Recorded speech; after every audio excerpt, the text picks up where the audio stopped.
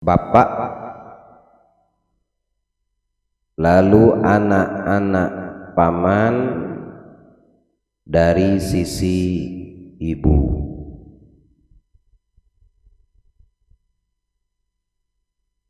Contohnya dari sisi ayah atau bapak,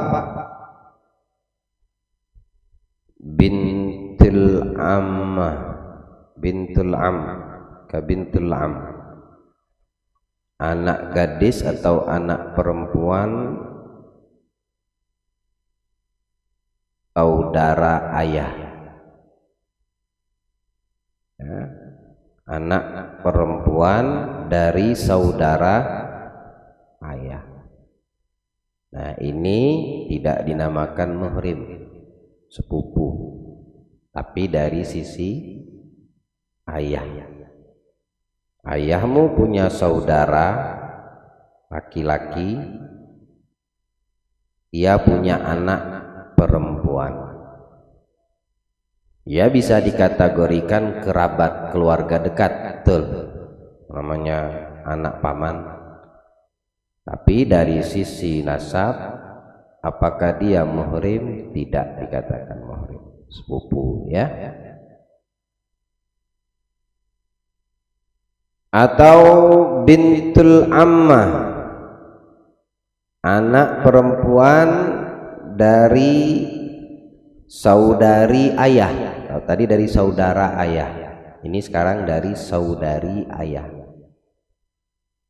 anak perempuan dari saudarinya ayah, juga dinamakan sepupu.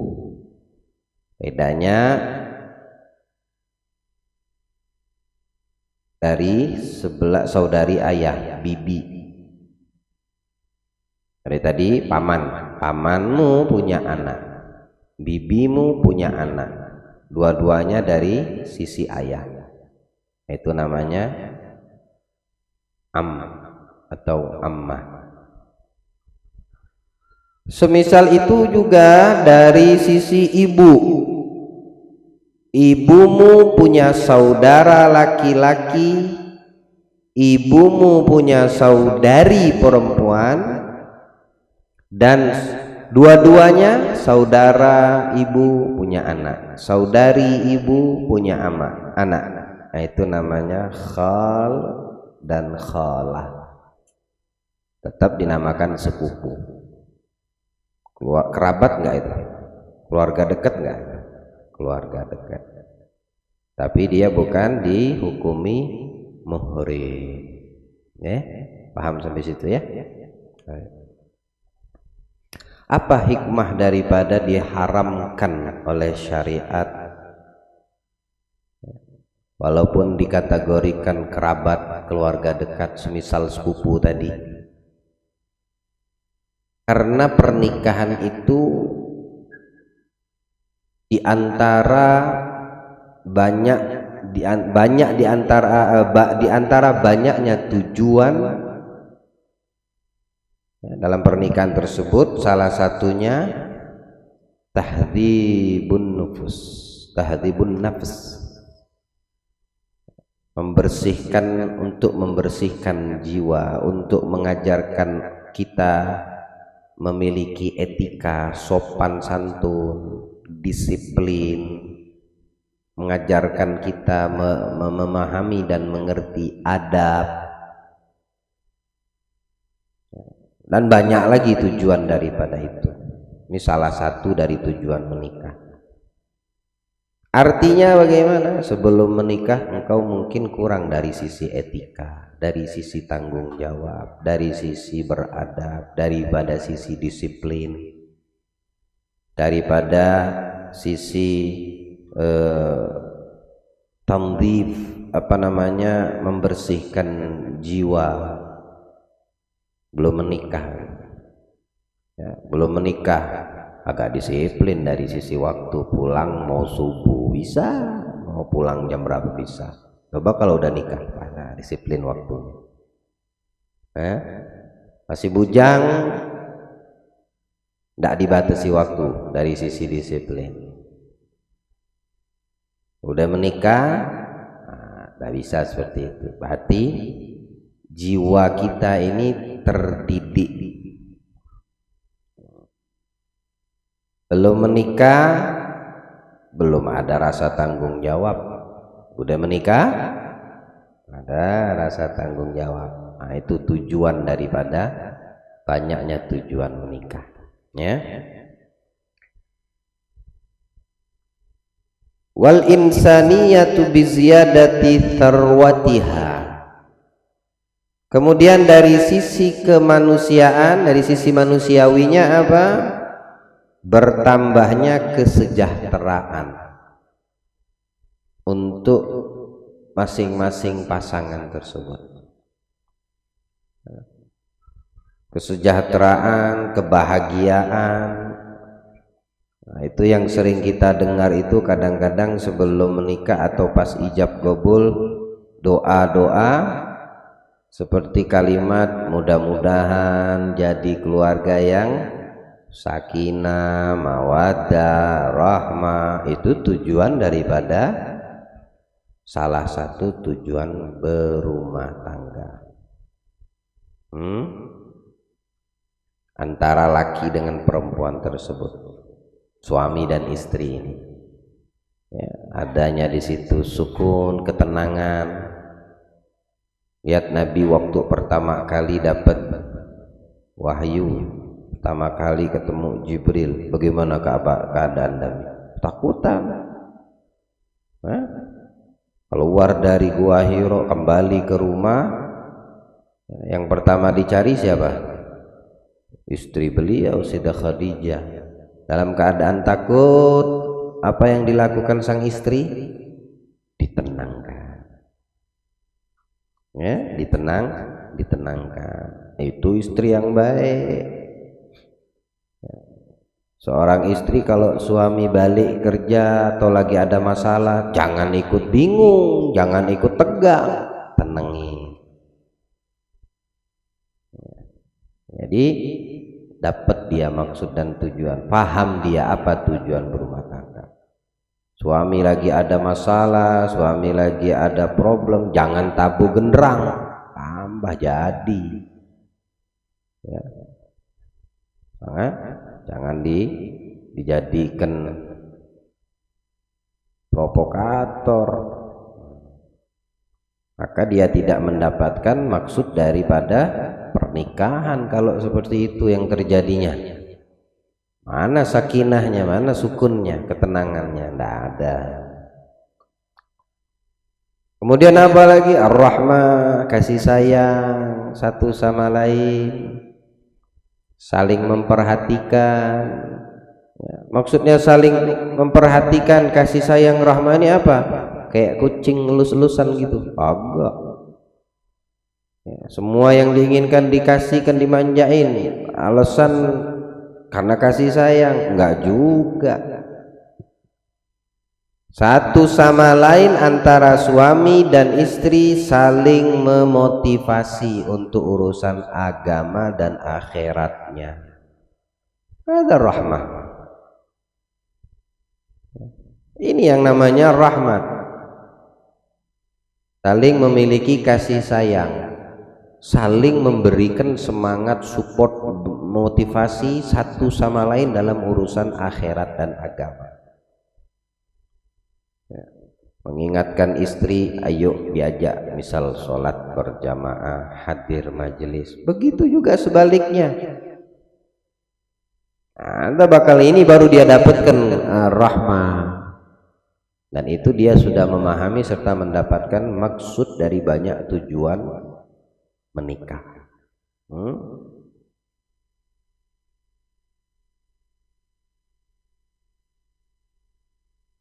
Begitu juga dengan makna al-mawaddah.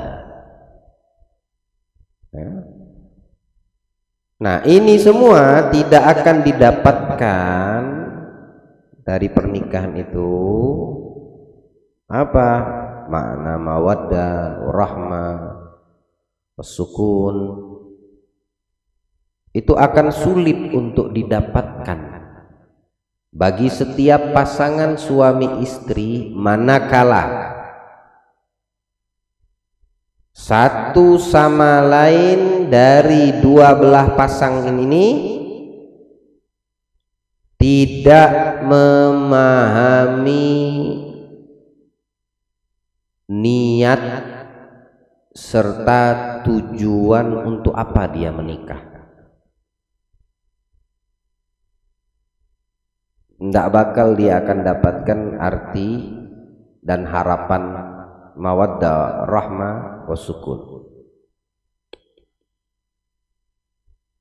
Makanya para ulama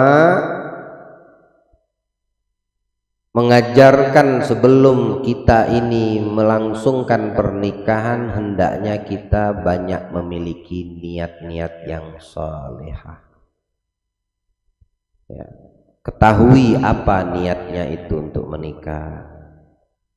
Tanyakan sama ulama, tanyakan sama orang-orang yang paham.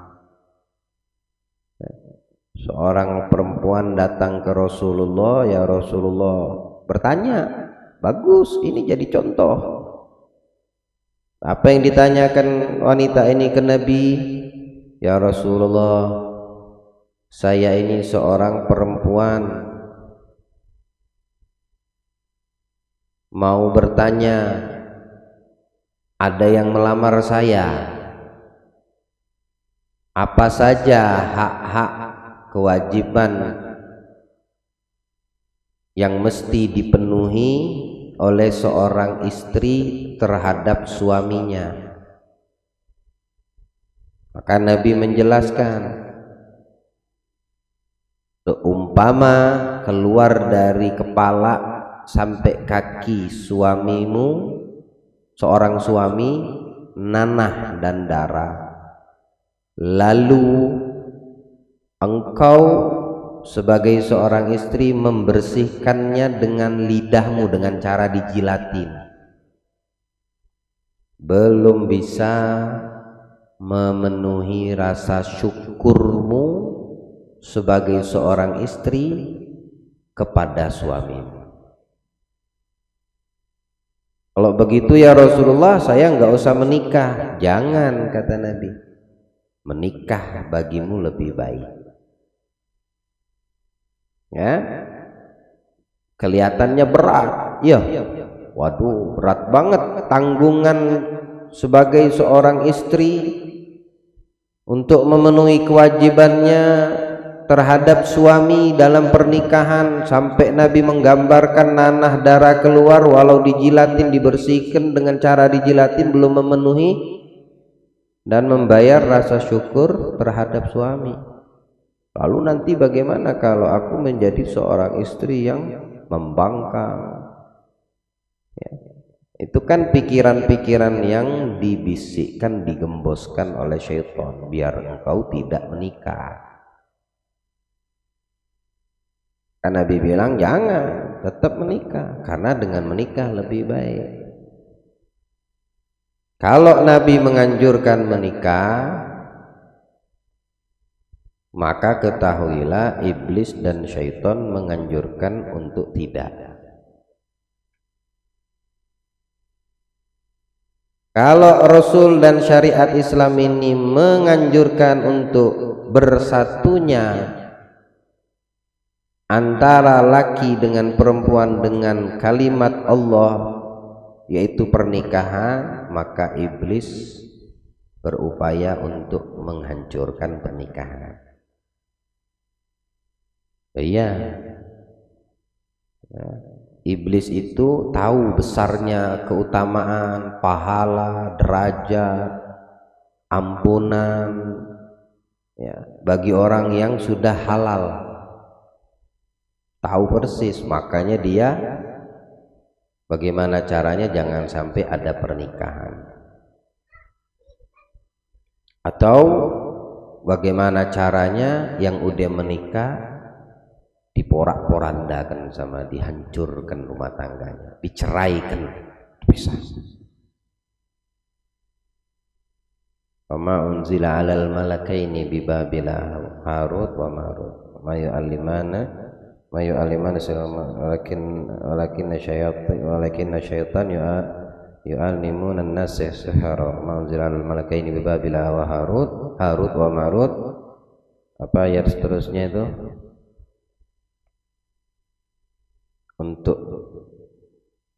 Untuk memecah belah, untuk menceraikan antara pasangan suami dan istri. Apa ayatnya itu dalam surat Al-Baqarah? Ada yang hafal, ada yang ingat?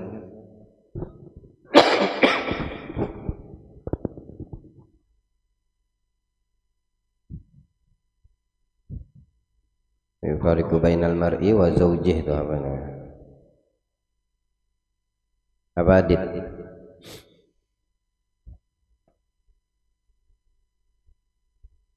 Al-Baqarah ayat berapa itu? Biar kita tahu apa tujuan dan maksud iblis itu untuk orang yang sudah berumah tangga. Apa ayatnya?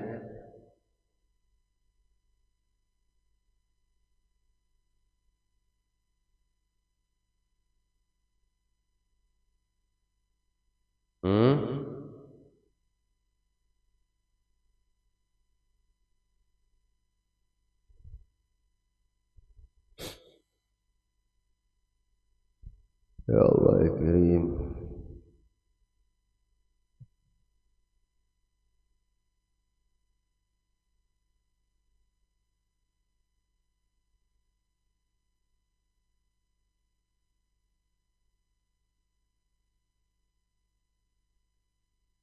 Wattaba'u ma tatlu syayatinu ala mulki Sulaiman. Ma kafara Sulaiman walakinna syayatina kafaru.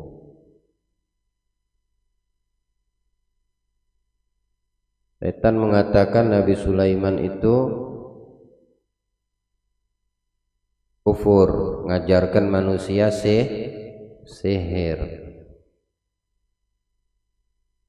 Dan apa yang sama sekali Nabi Sulaiman tidak kufur.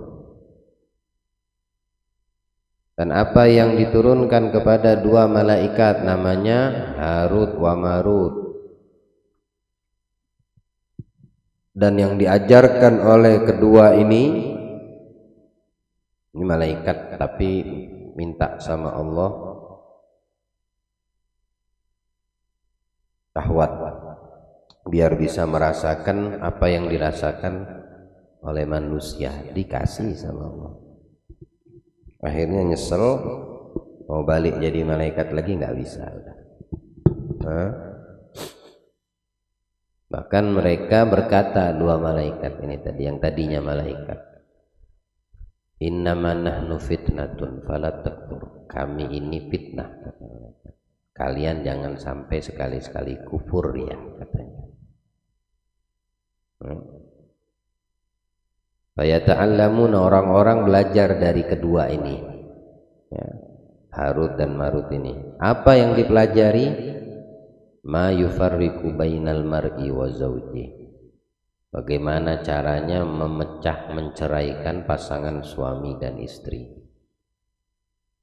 ya, yang belum menikah aja dihalang-halangi jangan sampai nikah, yang udah nikah dicari celah dengan gigih biar cerai, biar hancur rumah tangga ya. Banyaknya pahala, ladang nikah itu ladang pahala ya. Tapi yang tidak tahu niat dan tujuan menikah, khawatir dia termakan dengan bujuk rayu setan ini, iblis. Akhirnya pecah rumah tangganya. Padahal kita tahu itu ladang pahala yang sangat besar nikah. Istri senyum sama suami pahala, suami senyum sama istri pahala, istri nyiapin makan untuk suami minum pahala, ketika makan minum dapat lagi pahala. Seorang istri mengandung anak suami pahala, waktu melahirkan pahala, Kalau meninggal melahirkan langsung masuk surga. Apa ndak kesel iblis gitu. Banyak betul celah dan pintu kebaikan bagi pasangan suami istri yang paham niat serta tujuan menikah. Yang kagak ngerti niat dan tujuan menikah, maka tidak ada beda dengan orang-orang yang tidak beriman. Itu cuma hanya untuk memuaskan birahi dan nafsu atau syahwat seks itu. Yang tidak ngerti niat dan tujuan menikah itu ladang. Oh, kekurangan pasti ada dari salah satu dua pihak ini, baik itu dari suami atau itu dari istri, pasti ada kekurangan. Tapi kalau orang tahu maksud dan tujuan menikah, kekurangan yang ada dari salah satu dua pihak ini dia jadikan lahan atau ladang pahala. Suaminya emosian dijadikan ladang pahala oleh istri, dia bersabar, pahala lagi. Atau sebaliknya, suaminya cerewet, tidak ngerti pandai bersyukur, dijadikan sama suami ladang pahala karena dia tahu tujuan dan maksud menikah. Dia bersabar ngadepin sikap istri yang seperti itu sambil dibimbing. Ya. Nggak dikatakan ada satu istri yang luar biasa parahnya ini kepada suami, bilang orang-orang di sekitarnya ceraikan saja karena tidak tega melihat suaminya terdolimi akan sikap si istri tersebut. Bilang suami, kalau ku ceraikan nasibnya malah lebih parah. Biarlah aku jadikan ladang pahala untukku dengan aku bersabar. Nah, dia ngerti, suami ini ngerti. Ya, mudah-mudahan dijauhkan dari sosok istri yang seperti itu, atau jauhkan dari sosok suami yang gambarannya kurang lebih, ya. Tapi dapat dua-duanya yang baik. Ya, Allah selamatkan kita dari hal yang tidak diinginkan. Jadi kalau ada pondasi agama, pondasi niat yang baik dan bagus, tujuan dan maksud nikah dia paham, insya Allah ini rumah tangga seperti yang diharapkan. Seperti yang diharapkan. Karena dia tahu tujuannya, tujuan menikah. Namun sebelum itu terjadi, ya makanya kita dikasih arahan sama Nabi. Apa?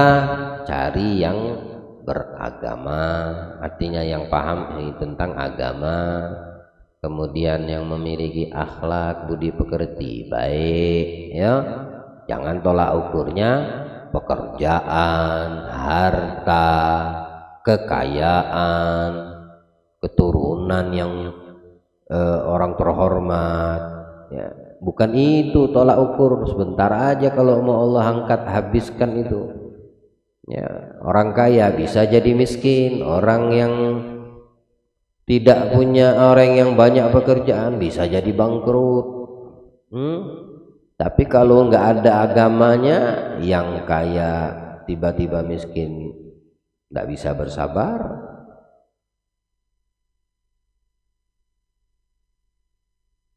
Kemudian yang bangkrut juga nggak bisa bersabar, karena nggak ada agamanya, nggak ada akhlaknya untuk menyikapi semua yang bakal didapetin.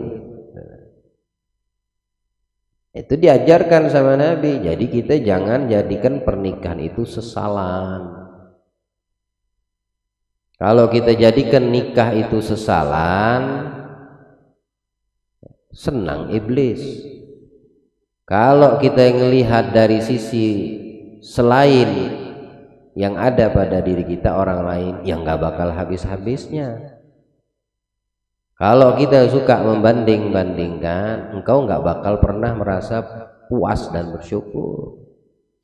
Nggak boleh, ya. Tapi syukuri, jalani yang terbaik saat ini. itulah yang terbaik untukmu dari Allah, walaupun ada kekurangan satu sama lain.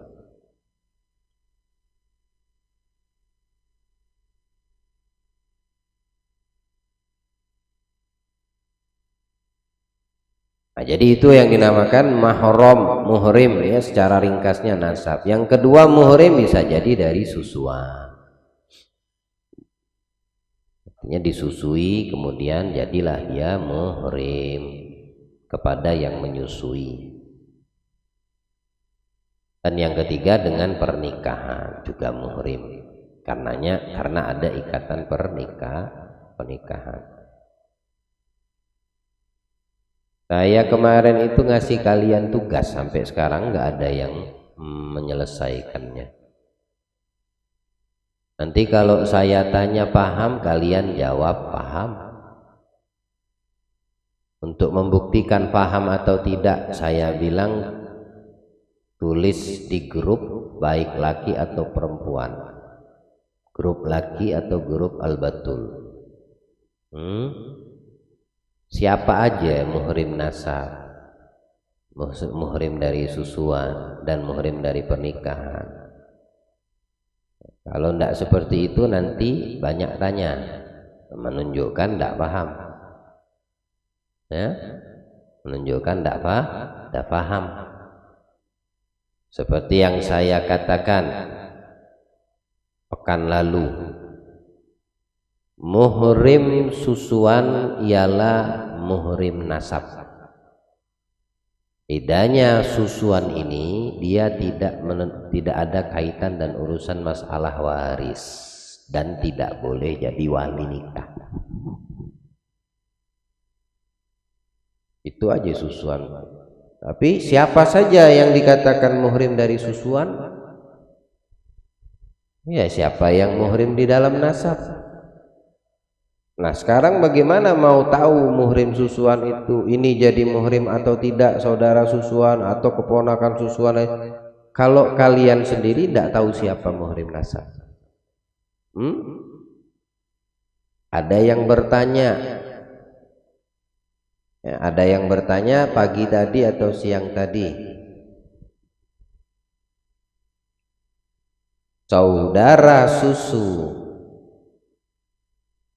anak saudara susu saya, apakah itu muhrim atau bukan? Ini pertanyaannya. Anak saudara susu, apakah dia muhrim atau bukan? Apa jawabnya kira-kira? Muhrim atau bukan? Yang di dalam, anak saudara susu muhrim atau bukan? Kan diam semua kalau ditanya. Coba yang bilang muhrim sama yang bilang bukan, angkat tangan. Yang bilang muhrim tinggi-tinggi. Yang bilang bukan muhrim, yang bukan muhrim angkat tangan. Loh, kok enggak ada yang angkat nih? Sepakatkah muhrim semua nih? Nah, sekarang yang di dalam perempuan, yang bilang muhrim angkat tangan. Tolong Syarifah hitung tuh, lihat siapa yang angkat tangan, siapa yang kagak. Udah? Yang bilang bukan muhrim angkat tangan. Sudah? Muhrim atau bukan? Muhrim. Simple aja. Anak saudara suson, ya enggak? Sekarang kalau seandainya saudaramu punya anak, namanya apa itu dinamakan? Muhrim atau bukan ponakan? Muhrim. Nah, sekarang pertanyaannya sama. Anak saudara suson, namanya apa? Ponakan apa? Sudah.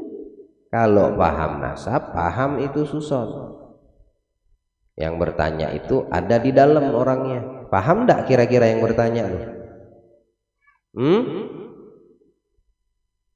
Paham insya Allah ya? Yang di dalam yang bertanya nih ada di dalam orangnya insya Allah.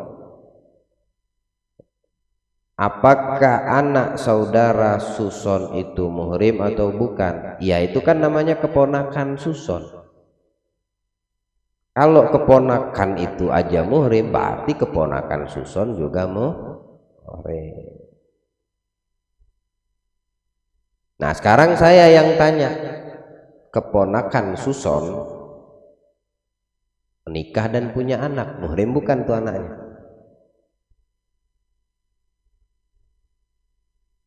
Ayo yang bilang muhrim angkat tangan, yang bilang bukan muhrim angkat tangan. Yang muhrim dulu dah.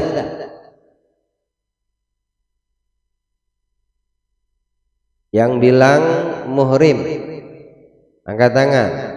Ali Ridho sendirian dia. Yang lain? Hah? Yang bilang bukan muhrim angkat tangan.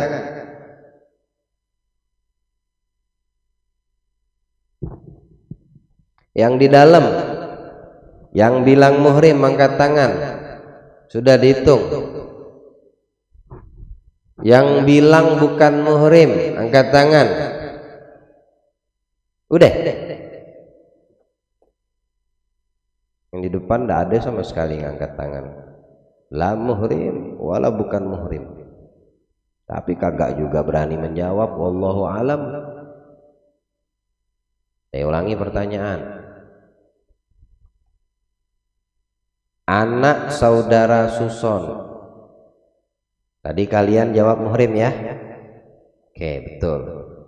Itu keponakan Suson namanya ya. Nah, sekarang keponakan Susonmu itu menikah, punya anak, muhrim atau bukan? Yang bilang muhrim angkat tangan. 1, 2, 3, 4, 5, 6, 7, 8. Yang bilang bukan muhrim angkat tangan. Nanang sendirian? Yang lain? Hah? Sekarang yang bilang muhrim di dalam. Ya, coba lihat angkat tangan berapa banyak. Sama yang bilang bukan muhrim sekarang. Mana yang banyak? Satu aja yang bersuara.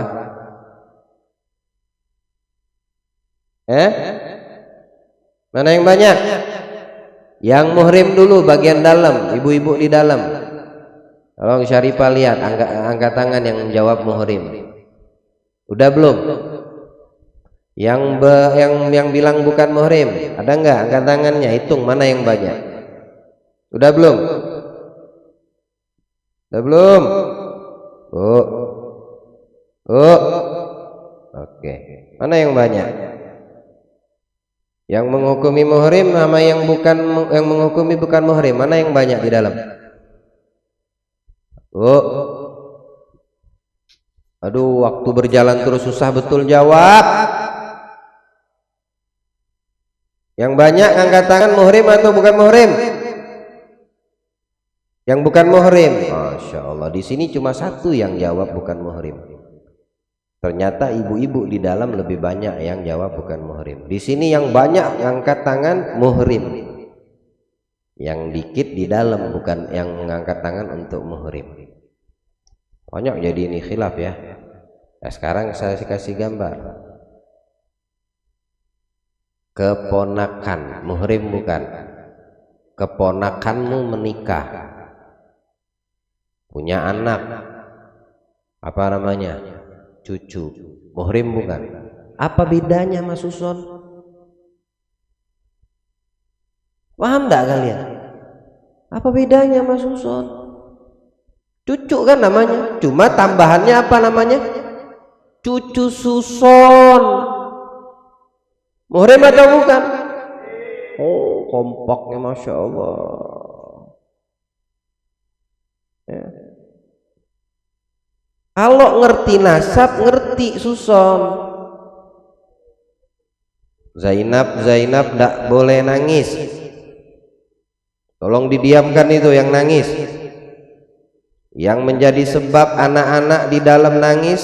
Tolong jangan sampai mengganggu yang lagi taklim. Saya paling tidak suka kalau pelajaran fikih ada sesuatu yang mengganggu.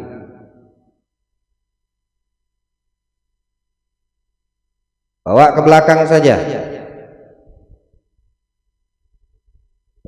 Jangan sampai ketemu sama yang membuatnya berantem.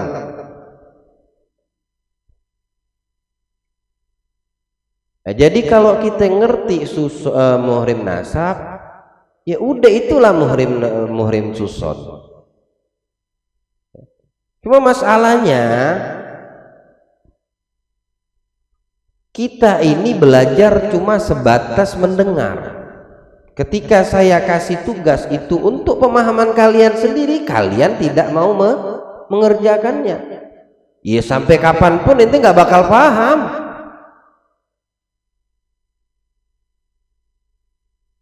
Sampai kapanpun kau akan bertanya. Nah, ini kayak saya kasih tugas lagi nih, minggu depan. Waktunya sampai minggu depan. Biar saya tahu siapa yang betul-betul di dalam dan sungguh-sungguh dengan belajar ini fikih ini. Ini bukan, kita ini belajar fikih ikhwan, bukan ceramah lepas, bukan ceramah atau kajian-kajian seperti kultum tuh, bukan. Beda. Fikih ini tidak sama dengan ceramah-ceramah pada umumnya. Ini pelajaran fikih ini sesuatu yang wajib, yang mesti kita paham. Butuh di situ kesungguhan. Butuh di dalam ta'lim fikih ini fokus. Butuh di dalam ta'lim fikih ini jika tidak paham bertanya, tidak boleh malu. Sehingga yang mengajarkan kepadamu ilmu fikih itu tahu kapasitas yang diajar, sampai di mana pemahamannya. Apa tujuan dan maksudnya? Tidak sia-sia waktunya dan umurnya berlalu. Sekarang kita belajar, tapi yang kemarin ente nggak paham, untuk apa ke depannya? Kira-kira untuk apa? Yang materi yang akan saya sampaikan minggu ini belum kita masuk nih, belum, ini saya masih bahas minggu lalu loh ini. Kalian nggak paham. Terus saya mau tumpuk lagi dengan materi dan pelajaran minggu ini. Yang lalu lewat. Ya. Ini bukan taklim apa namanya, baca sirah nabawi, bukan ilmu tasawuf. Fikih itu artinya faham. Fikih itu artinya faham. Anda tidak akan bisa paham kalau seandainya tidak ada kesungguhan. Anda tidak akan bisa paham kalau tidak ada fokus di dalam mempelajari, mendengarkan apa yang disampaikan. Tadi semua ibadah, sholat, wudhu yang berkaitan dengan toharoh, munakahah yang berkaitan dengan pernikahan, muamalah yang berkaitan dengan perdagangan jual beli, kemudian janayat yang berkaitan dengan kriminal. Itu fikih semua yang butuh kepada kesungguhan. Tidak boleh kita taklim, tidak paham minggu ini kemudian kita pelajari bab yang setelahnya, itu tidak boleh. Jadi yang dibutuhkan oleh kalian ini adalah kesungguhan, keseriusan, fokus, bertanya jika tidak tahu, bertanya jika tidak paham. Kalau kalian diem begini ditanya bingung, ya, bagaimana mau nambah lagi babnya? Bagaimana mau kita lanjut ke materi setelahnya gitu. Sia-sia jadinya Yang sudah lewat itu sia-sia semua. Waktumu juga sia-sia, umurmu juga sia-sia. Jangan. Ente taklim di sini kalau bab fikih, ya, saya punya harapan besar dan saya punya target. Ya. Minimal target saya kalian paham. Saya tidak mau dalam kajian fikih yang duduk dengan saya mau sama kalian samakan dengan kalian taklim di tempat lain urusan fikih. Kalau mau kalian katakan saya keras, streng dalam hukum fikih, iya silakan, tidak apa-apa. Tapi gunanya untuk paham kalian. Biar kalian ngerti. Karena keseharian kalian akan dapatkan apa yang kalian pelajari dari masalah fikih ini. Insyaallah mudah-mudahan kedepannya lebih fokus, lebih paham, ya, lebih jeli lagi, lebih semangat dalam fikih ini. Belajar ilmu fikih ini paling cepat bosen, tegang. Nggak seperti juga ceramah yang lain, ada ketawa, canda, ada cerita, banyak kisah, banyak hikmah, ya. Beda sama ilmu fikih. Dan di akhir zaman nanti yang bakal hilang itu pertama ilmu fikih. Ketika orang sudah nggak paham atau ada orang yang sok paham padahal dia nggak paham, nah itulah sebab hancurnya umat manusia, sebab banyak orang tersesat, sebab banyak orang yang tidak tahu arah karena tidak ngerti ilmu fikih, nggak paham dia terhadap aturan agama. Dan saya tidak mau ada itu pada kalian. Jika ini dinamakan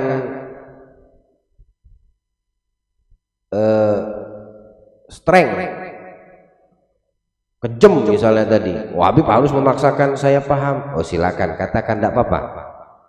Yang penting kalian paham. Saya tidak mau kalian habiskan umur ta'lim fikih banyak tidak pahamnya jadi. Ya. Insyaallah ya, semangat, harus semangat. Kalian harus lebih membawa hasil dalam ilmu fikih, pemahaman tadi. Ya.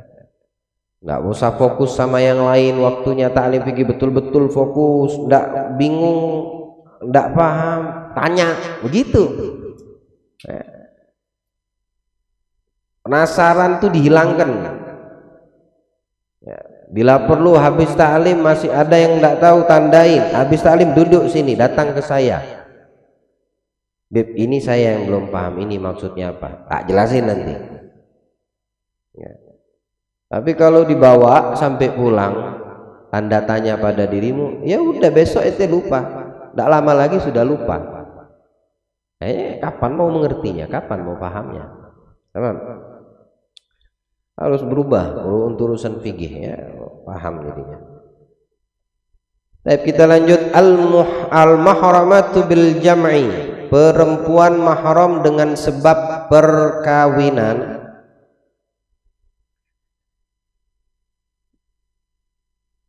Muharramatu bil jam'i kullu imra'atain bainahuma nasabun aw radha'un. Itu pertama. Yang dimaksud mahram, muhrim, siapa? Setiap dua orang perempuan yang mana antara mereka berdua, dua orang perempuan ini tadi,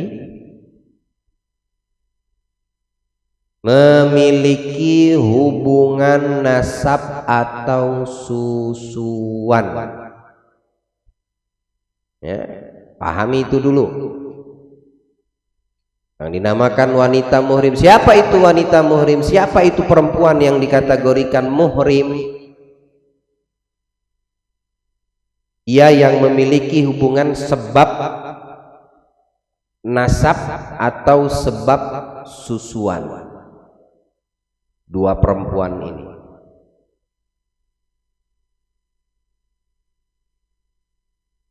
Lau furidat ihdahuma dzakaran ma'a kaunul ukhra untha harumatanakuhuma kal ukhtain. Seandainya jika diandaikan salah satunya laki-laki dan satunya lagi perempuan, maka keduanya tidak boleh kawin. Kalau perempuan sama perempuan masa kawin? Ya kan?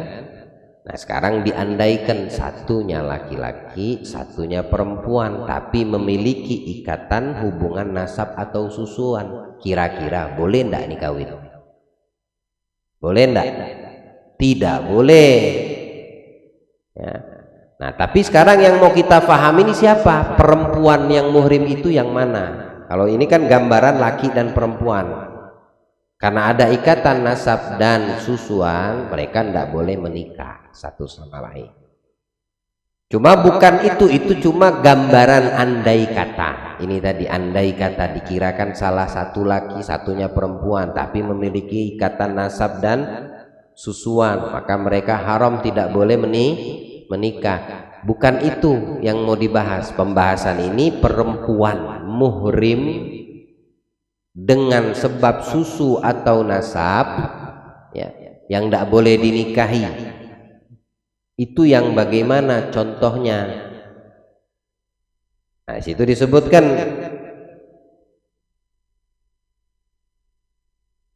seperti juga perempuan dan bibinya, saudari ayah. Ya. Ini perumpamaannya yang dikatakan dua-duanya muhrim. Baik, saya kasih gambar contoh seperti juga perempuan dan bibinya. Bibinya ini saudari ayah. Kan pembahasannya lah perempuan ini, berarti saudari ayah. Contohnya bagaimana? Ahmad menikah sama Siti. Ya, Ahmad menikah sama Siti. Siti punya bibi dari ayah. Ini kan saudari ayah. Ahmad menikah sama Siti. Ayahnya Siti ini punya saudari. Berarti apanya Siti ini? Bibi dari Boleh ndak Ahmad menikahi bibinya ini? Ndak boleh. Kenapa? Kan perempuan sama perempuan. Loh, bukannya Islam boleh 4 beb? Betul. Karena si bibi ini tadi sama Siti ini mempunyai hubungan apa? Nasab, maka tidak boleh. Dia mempunyai ikatan muhrim. Ya. Tergambar enggak sampai situ? Saya contohkan tadi. Paham enggak kira-kira? Yang di dalam paham enggak? Kalau masih bingung bilang, saya ulangi. Paham atau bingung atau belum? Baik. Sekarang perhatikan kitabnya. Jangan perhatikan ketampanan saya. Allahumma shalli ala Muhammad. Ya. Yang dimaksud muhrim yang bagaimana sih? Adalah setiap 2 orang perempuan yang 2 perempuan ini mereka berdua memiliki hubungan nasab atau memiliki hubungan susuan. Maka 2 perempuan ini dinamakan muhrim.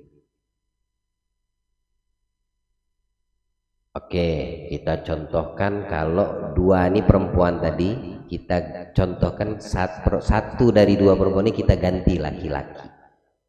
Berarti laki-laki sama perempuan lain jenis kan? Boleh tidak menikah? Kenapa? Karena ada hubungan nasab atau hubungan susuan. Contohnya bagaimana?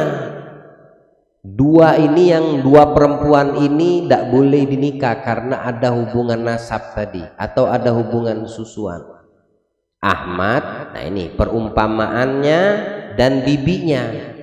Perumpamaan dua perempuan ini, perempuan pertama dan perempuan kedua, hubungan nasabnya apa? Bibi sama keponakan. Bibi sama keponakan. Kalau dia laki aja, keponakannya laki, bibinya perempuan, muhrim enggak itu? Muhrim.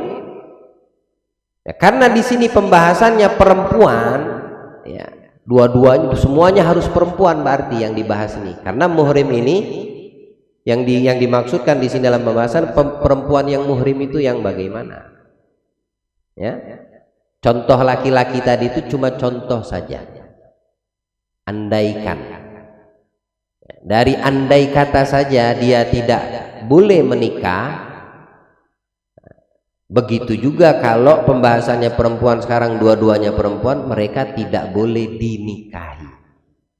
Dua-duanya oleh seorang laki-laki, tapi menikahi dua-duanya. Laki-laki menikahi seorang wanita. Nah, wanita ini istrinya punya bibi perempuan, ya kan? Kan mestinya boleh menikah laki-laki itu lebih dari satu. Ya. Kenapa ini bibi si istri ini tidak boleh dinikahi? Kan padahal dia perempuan. Karena ada ikatan nasab antara istrinya dengan bibinya. Kalau dia bukan bibinya, dari saudari ayahnya tadi, kan ayahnya si Siti ini tadi punya saudari. Ayah si Siti, Ahmad menikah sama Siti, Siti punya ayah namanya Muhammad, Muhammad ayah, Siti punya saudari namanya Zainab. Kemudian Ahmad tadi suami Siti mau menikahi Zainab. Tidak boleh, karena Zainab ini bibinya Siti, makanya tidak boleh. Loh, kenapa tidak boleh? Karena Siti sama Zainab punya hubungan nasab. Tapi kan Islam boleh lebih dari satu. Ya boleh, tapi jangan yang memiliki ikatan nasab. Perempuan yang mau kau nikahi yang kedua, ketiga, keempat, carilah perempuan yang lain yang tidak ada kaitan nasab dengan istrimu. Ya, siapa nasab yang berkaitan mempunyai ikatan nasab dengan istrimu, ya, maka tidak boleh kau nikahi. Kita laki-laki yang memiliki nasab dengan istri kita, baik itu nasab ataupun susuan istri kita, maka tidak boleh kita menikahi mereka.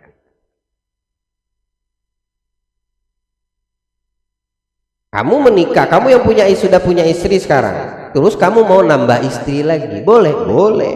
Tapi aku suka sama saudari istriku, aku mau menikahi sama dia, boleh enggak? Tak boleh. Kenapa? Karena nasabnya, dia ada saudari kandung misalnya, walaupun misalnya saudari lain ayah atau lain ibu, tapi tetap kan kandung. Aku suka sama acilnya istriku, bibinya, dari sebelah ayah atau dari sebelah ibunya, dari sebelah ayah istriku, atau bibi dari sebelah ibu istriku, mau kunikahi juga, boleh enggak?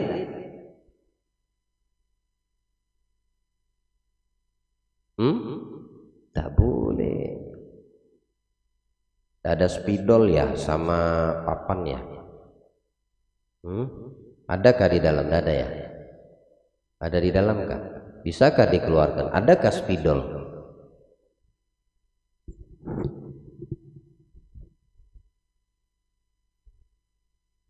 Kalau ada ya udah. Paham ini ya? Paham nggak kalian ya Allah? Yang di dalam paham nggak?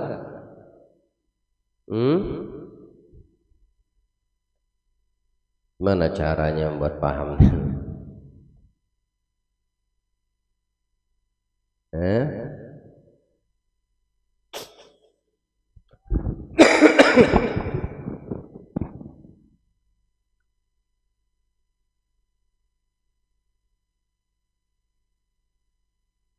maka keduanya tidak boleh kawin seperti dua saudari dan seperti juga perempuan dan bibinya karena ada nasab, atau bibi dari saudari ibu tidak boleh juga karena ada nasab.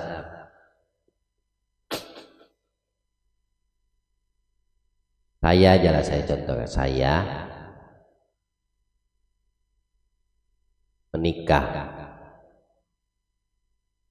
dan istri saya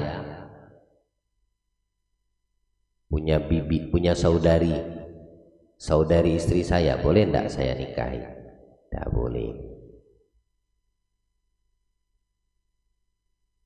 karena ada ikatan nasab ya, istri saya dengan saudari, namanya saudari ya enggak.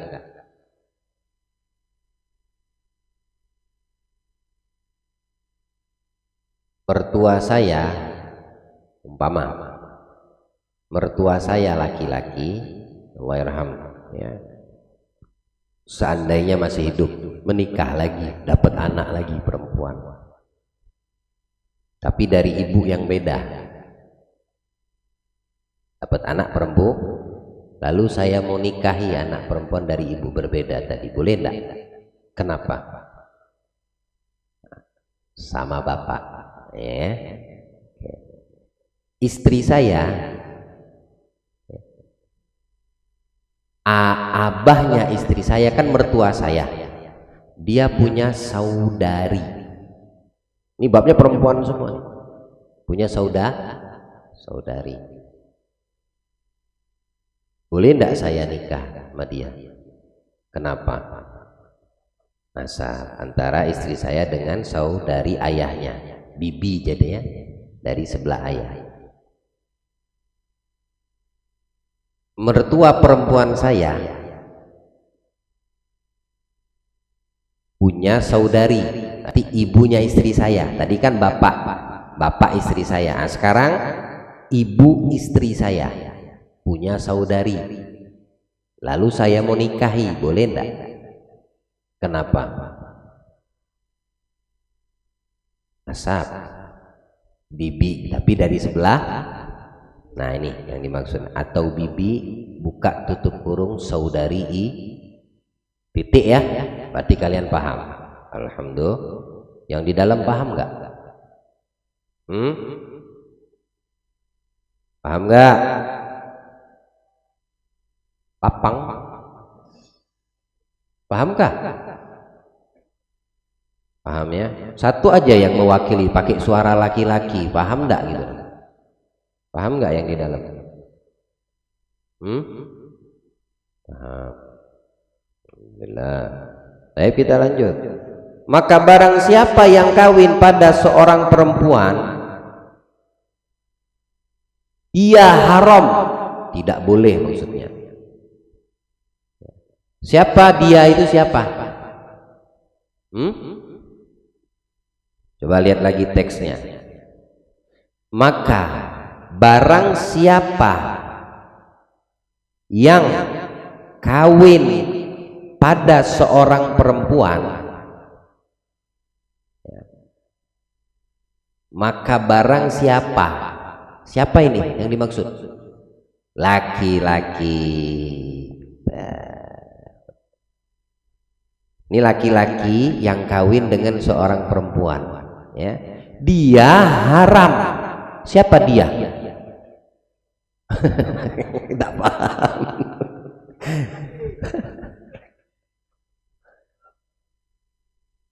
Dia haram, dia itu siapa?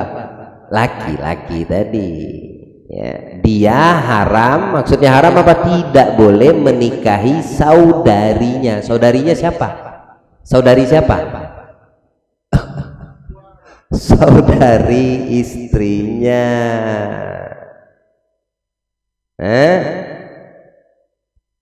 Tidak boleh, dia laki-laki menikah, maka haram bagi dia untuk menikahi saudari istrinya sampai dia itu terlepas. Siapa dia ini? Dia itu siapa? Istrinya. terlepas. Maksudnya apa terlepas? Nah itu buka tutup kurung talak bain. Ya, talak apa itu bain? Nanti masuk bab talak itu. Ya, yang penting tahu dulu. Oh, talak berarti cerai. Ada kalimat talak itu. Sampai kapan? Sampai dia cerai. Bain. Dari siapa? Ya dari istri pertamanya tadi. Ya. Kan dia sekarang mau menikah lagi, mau nambah istri kedua, tapi saudari istrinya yang mau dihantamnya, yang mau dikawinnya, ya enggak boleh, ya kan? Karena masih istrinya. Tiba-tiba ditalak istri pertama ini tadi, baru satu kan, baru berencana mau yang ditambah ini saudari istrinya, ya enggak boleh. Talak dulu istri pertamamu, ya. Setelah ditalak dari istri pertama, baru boleh baginya mengawini saudari istrinya. Paham nggak? Yang di dalam paham nggak? Wih.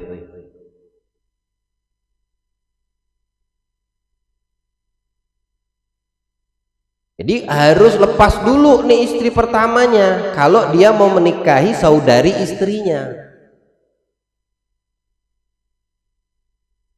Baik. Seperti terlepasnya dikarenakan. Nah, lepas ini ya, bisa dengan sebab it's dead, meninggal, ya, atau dicerai, ditalak, ya. Tapi cerainya cerai bain. Coba lihat tuh taklik catatan kaki di bawah, ya, di kitab tuh yang paling bawah tuh. Talaknya, cerainya cerai yang bain. Nah, apa itu bain? Yang tidak boleh kembali lagi kecuali dengan akad yang baru. Nikah baru, izin dulu, nikah lagi dia, tapi dengan izin istri yang sudah habis masa iddahnya, itu namanya bain. Ya. Talak bain. Talak bain apa sih talak bain? Talak yang masa iddahnya udah selesai. Kalau mau kembali butuh dengan akad baru lagi, seperti pertama dia akad setelah dia dapat izin. Karena janda nih harus izin, sudah kita uraikan ya. Bab janda kalau mau menikah harus dapat izin dia, tamam?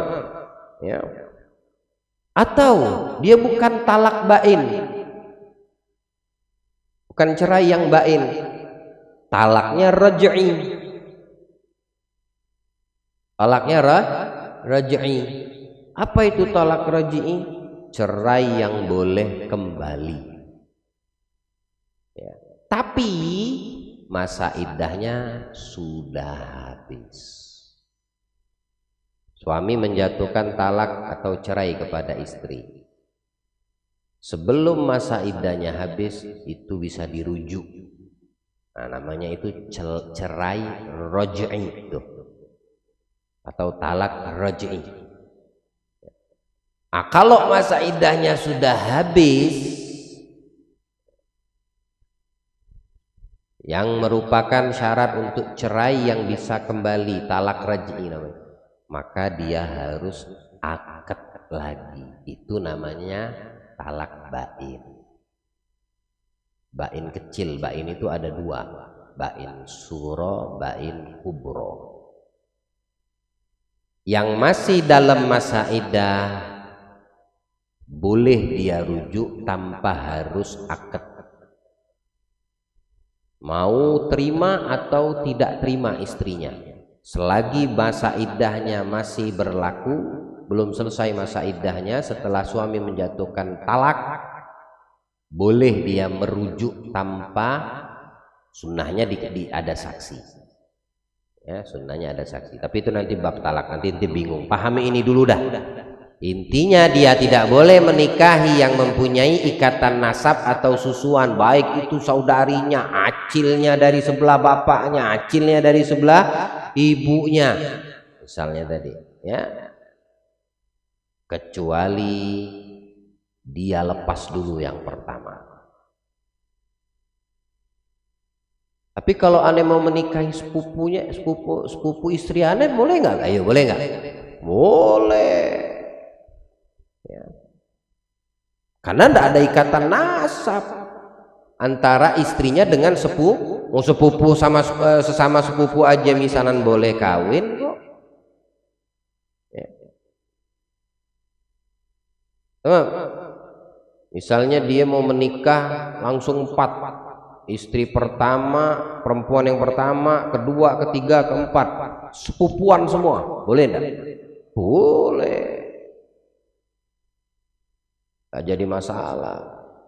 Saya terima nikah dan kawinnya A, B, C, D, yang penting sepupu semua perempuan ini, karena tidak ada ikatan muhrim, namanya sepupu. Ya, saya nikah, saya diterima nikahnya A, B, C, D, tidak tahu saudari semua kandung, boleh tidak? Oh, saya terima nikahnya A, B, C, D, saudari, acil dari sebelah abah, bibi dari sebelah ibu, misalnya keponakan dari ini tadi, boleh tidak? 4 tuh, dasar, 4-4-nya gugur di akad tadi.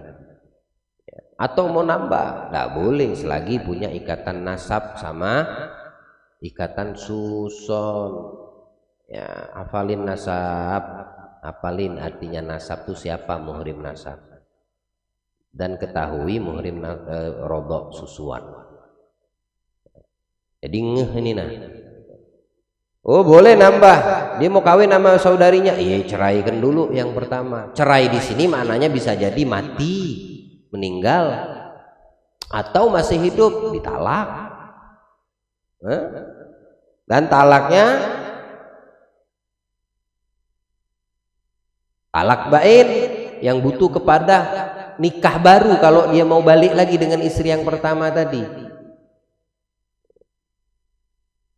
atau talak raj'i, talak rujuk, cerai rujuk, tapi masa iddahnya udah selesai, butuh juga dengan akad baru lagi. Kalau mau kembali dengan istri pertama, tak apa-apa. Baru boleh dia menikah dengan saudarinya, macilnya apa siapa. Nah, kira-kira sampai di sini mana yang tidak dipahami? Akan tanya. Yang di dalam catat. Atau sebut tidak apa-apa. Jika ada dari kitab, dari tulisan itu yang tidak dipahami, tanyakan, nggak apa-apa. Ya, nanti minggu berikutnya siapkan mikrofon ya, buat di dalam satu kalau ada yang bertanya untuk masalah fikih ini. Tapi saya minta yang nanya kalau perempuan pakai mikrofon suaranya ditutupin aja pakai jilbabnya, atau diinikan dikit suaranya, dilantangkan kayak suara laki-laki ya. Jangan pakai suara aslimu ya. Habib, saya mau tanya. Nah, suaranya suara laki nih. Enggak apa-apa, namanya ya kita jaga-jaga warok, karena suara perempuan itu khilaf ulama.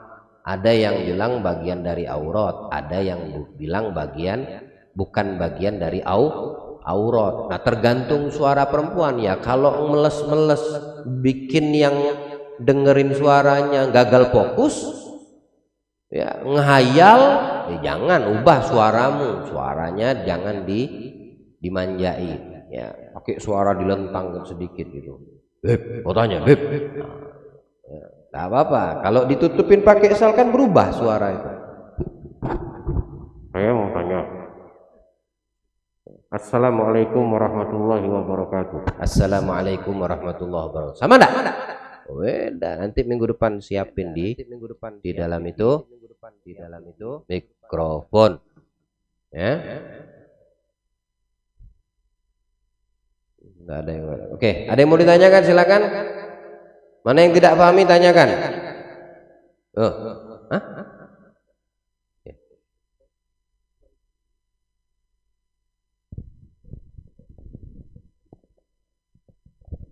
Andai itu ya sampai kajian terakhir malam ini, minggu depan masuk ke bab istri. Nggak ada saudara saya kan anak kan perempuan. Saudari. Nah, apa nih? Saudari lah. Oh, saudari lah, kok ada lahnya? Itu yang betul. Ya, apa nih? Dari saudara istri adik saya Anda punya adik. Adik Anda laki-laki atau perempuan? Laki-laki. Dia punya istri. Oke. Tapi yang disusuinya itu tetangganya. Istri saudara Anda menyusui. Ya. Menyusui laki atau perempuan? Perempuan yang bayi perempuan. Bayi perempuan. Tetap punya tetangga. Pertanyaannya? Apa pertanyaannya? Enggak, apa yang itu namanya si Anu tuh. Enggak, pertanyaannya apa ini? Kalau penjelasan tadi iper namanya itu ya. Ipermu ya? Ipar ya. Menyusui anak tetangga. Oke, apa pertanyaannya sekarang? Itu kan penjelasan ipar saya Bib menyusui anak tetangga. Pertanyaannya apa? Muhrim atau tidak? Apakah muhrim atau bukan? Ya. Dengan siapa ini? Dengan namanya si. Enggak, bukan. Muhrimnya dengan Anda, dengan siapa yang mau dikatakan muhrim atau bukan muhrimnya ini? Namanya anaknya tuh. Oke. Nama anaknya tuh si Reni. Apa yang kalian ketawakan? Kalian bisakah jawab pertanyaan dia? Kalau enggak bisa jangan ketawa. Apa ini ketawa? Udah pinter. Ini orang bertanya sungguh-sungguh dalam hukum. Kalian ketawain. Terus. Nama anaknya tuh si Reni. Ya. Perempuan ya? Perempuan. Oke. Dan yang muhrimnya muhrim atau tidak dengan siapa? Dengan ipar. Dengan ipar. Anda ipernya sekarang? Anda apa nih? Ada apa nih? Coba dibikin perjelas pertanyaannya. Iper Anda menyusui anak tetangga ya. Perempuan bayinya. Perempuan. Apakah bayi tersebut muhrim dengan siapa? Ya. Dengan siapa?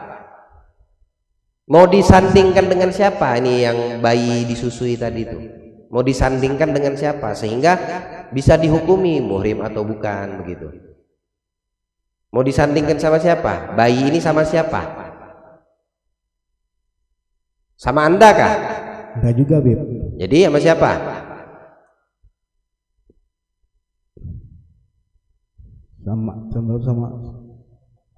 Sama anaknya kali menyusuin.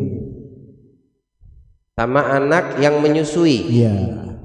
Yang menyusui kan iper Anda. Iya. Dia punya anak kah? Punya anak. Kemudian dia nyusui anak tetangga juga. Iya. Nah, sekarang pertanyaannya, anak disusui sama anak iper Anda tadi, apakah dia muhrim begitu? Iya. Muhrim. Ya, muhrim susu namanya. Kalau memang seperti itu pertanyaannya. Ya. Tamam. Tapi kalau seandainya Anda bingung, nanti dipastikan lagi sama Bang Ateng. Ya, agar jelas pertanyaannya. Apakah itu yang dimaksud dalam pertanyaan itu? Anak iper Anda, berarti keponakan jatuhnya ya, dengan bayi yang tetangga yang disusui oleh yang disusuinya. Anak mereka ini apakah muhrim gitu? Muhrim. Saudari Suson namanya. Ya. Nah sekarang saya mau tanya, anak iper Anda itu anak kandungnya laki atau perempuan? Ada laki juga. Yang laki sama yang disusui perempuan itu muhrim. Saudara susu namanya, saudari susu. Ada lagi mau ditanyakan? Dadah. Assalamualaikum. Assalamualaikum warahmatullahi wabarakatuh.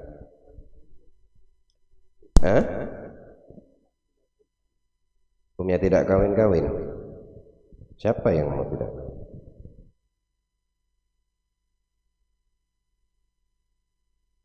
Jika anak perempuan sudah menikah dan ingin mandiri, ngontrak, artinya jauh dari mertua dan orang tua, tetapi orang tua si anak perempuan tidak mengizinkan itu. Anak tiri kah ini maksudnya?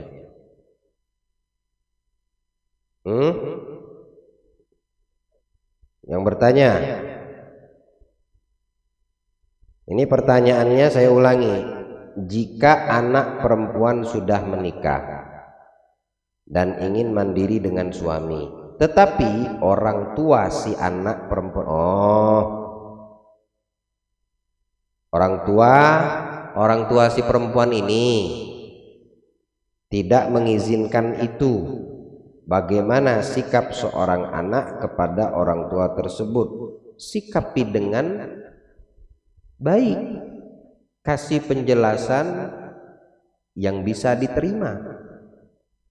Jangan sampai Anda dikatakan anak durhaka, ya. Kasih tahu penjelasan dengan sebaik-baik penjelasan. Kenapa harus mandiri? Karena memang bagusnya bagi yang sudah berumah tangga itu mandiri, tidak serumah dengan orang. Beda kalau orang tuanya sakit, gak ada yang ngurus kecuali dia, atau orang tuanya nyamannya sama dia, ya, orang nyamannya sama anak perempuannya ini. Nah, dia tinggal memberi pemahaman kepada suaminya. Memang wajib bagi si perempuan ini ikut kepada suaminya, tapi di sisi lain ibunya sakit, tidak ada yang ngurus. Nah, ini ada perkara yang mesti disikapin dengan bijak. Tak tolongkah sama suaminya, Mas, siapa yang mengurus ibuku kalau kita mandiri? Nah, ataupun kalau seandainya tetap berkeras suaminya, kalau bisa cari kontrakan yang dekat sama rumah ibunya. Cari kontrakan yang dekat dengan rumah ibunya. Jadi lihat dulu alasan kenapa orang tua tidak mengizinkan. Karena seorang perempuan, wanita kalau sudah menikah, dia mesti wajib kepada suaminya, bukan lagi orang tuanya. Hanya butuh caranya saja, dengan sebaik-baik penyampaian dan memberi pemahaman, ya. Kalau memang nggak bisa saat itu, sabarlah dulu sebentar, cari momen yang pas lagi, atau besok, atau lusa, atau 3 hari lagi. Kasih pemahaman terus, ya. Nggak usah buru-buru, ya.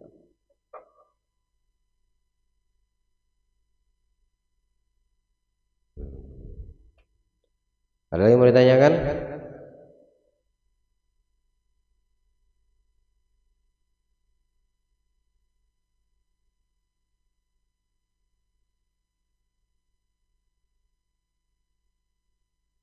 Al-Fatihah biniyati syifa Fadil Daki Ramadan bin Firman Sanama binti Salbi Syamsuddin bin Muhammadiyah Amelia Zilfana binti Muhammad Faiz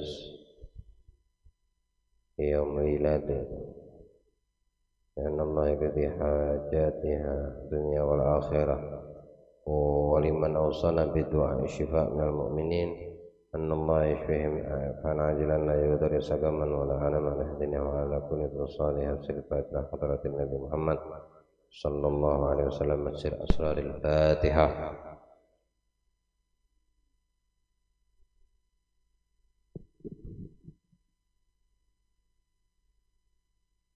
تفضل